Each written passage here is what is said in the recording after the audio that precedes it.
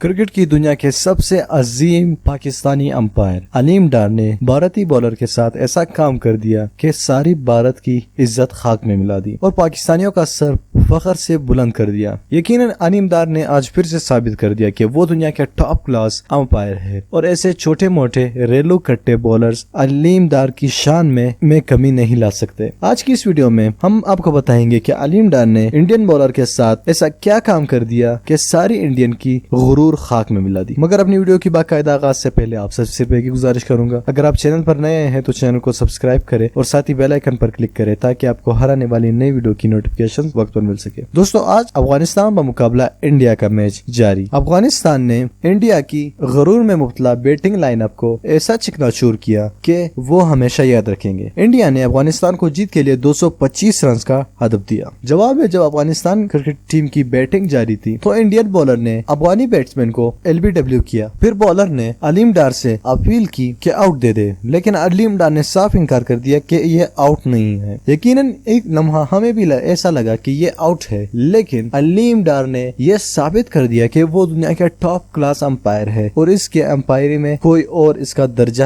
حاصل نہیں کر سکتا۔ پھر انڈین بولر نے کافی غرور کے ساتھ وراٹ کوہلی کو کہا کہ میں ریویو لوں گا۔ وراٹ کوہلی نے نہ کچھ سمجھے کچھ دیکھے، ڈائریکٹ ہی اپنے بولر کا کہنا مانا، اپنے ریلو کٹے بولر کا کہنا مانا اور بڑے غرور سے ریویو لیا اور علیم ڈار کو غلط ثابت کرنے کی پوری چال چلی۔